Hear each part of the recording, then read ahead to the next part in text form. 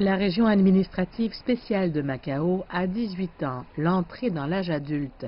Pendant plus de 400 ans, Macao a été sous domination portugaise, jusqu'à son retour à la souveraineté chinoise en 1999. Ces 18 dernières années ont été témoins d'une merveilleuse économie dans la ville, avec un PIB ayant été multiplié par un peu moins de 7, passant de 6,5 milliards de dollars en 1999 à près de 45 milliards en 2016. Connue comme le Las Vegas de l'Orient, cette destination touristique internationale est réputée. Macao est une ville charmante où l'Orient rencontre l'Occident. La culture traditionnelle chinoise et portugaise a ici été préservée et avec le soutien de la partie continentale, elle s'est rapidement développée pour devenir une ville cosmopolite. Les analystes estiment que tout cela contribue au succès de la politique « un pays, deux systèmes ». En plus de pouvoir déguster de délicieuses tartes aux œufs à la portugaise, les habitants bénéficient des politiques de soutien du gouvernement central. Depuis la signature d'un accord de partenariat économique plus étroit en 2003, les relations commerciales entre Macao et la partie continentale se sont considérablement renforcées. Un récent sondage indique que plus de 80% des habitants se disent fiers d'être chinois.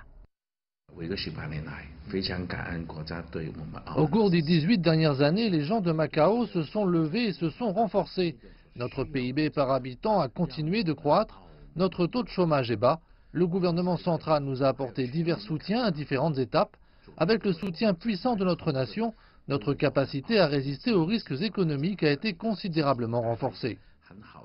La plus grande plateforme du jeu au monde va de l'avant pour diversifier son économie car ce secteur, autrefois florissant, a dû faire face à une série d'obstacles ces dernières années.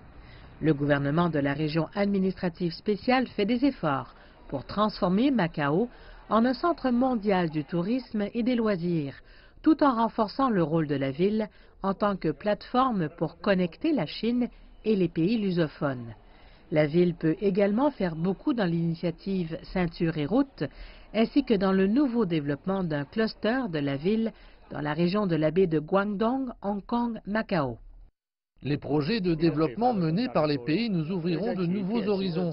Nous pouvons encore améliorer notre secteur financier, par exemple grâce à un service de règlement en renminbi.